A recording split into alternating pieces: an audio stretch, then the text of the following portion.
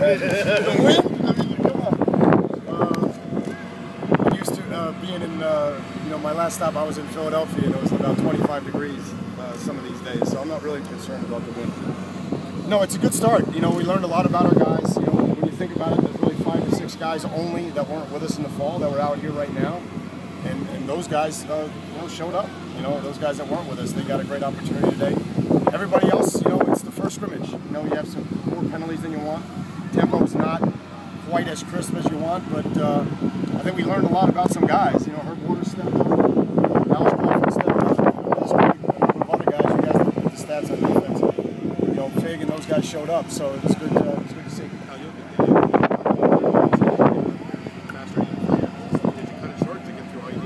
No, I think we're ahead of the schedule. We just stayed ahead of the schedule. And again, for us, if we hit the number and we're crisp and we're doing it right, we want to get out of here. We don't want to get too tired or get the rep count too high and subject them later. About 100 plays. Yeah, to be honest with you, it looked like it was around 50 for the ones and twos, and then another 10 to 12 for the threes. So everybody played, which was good. Well, Steven's sharp. His mind. I think I would say that we were just a little bit off in terms of where the ball should go. Steven was really on top of it today. He rushed a couple of throws, and we just weren't, as crisp as you like to be. And we just sailed one, or we were a little bit short on our depth.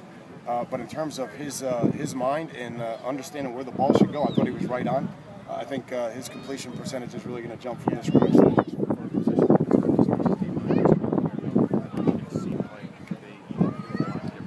No, I think they were better. Clearly, they're more mature, they're stronger, I just look at it from a defense perspective. All those guys are back. The only guy that's not back is Brandon, who's over here, but he's not with us. But there's a good group of guys that are back, and I thought they played strong. I thought Olsen Pierre played strong. Chick played strong.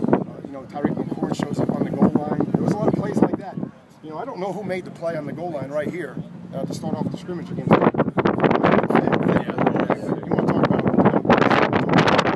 there's a young man that just say we're gonna sell out, and you could tell right now there wasn't anybody here that wouldn't look at that play and say that it must mean a lot to that guy to do what he did on that whatever third or fourth play of the goal line. Is it also good to see these? There was a lot of guys. Yeah, well, you have to, because if you don't, you're going to get banged up, and that's the truth. So we try to, when we're in every day in practice, man, we don't try to go 11 on 11. We just try to compartmentalize our contacts so we're safe. We don't have piles. We're always yelling if guys are on the ground. But when you come out here, there's only one way to play the game, and that's why we try to, anything that we can manage, we try to manage with quick whistles and, whistles around the pile, and then just try to keep them down.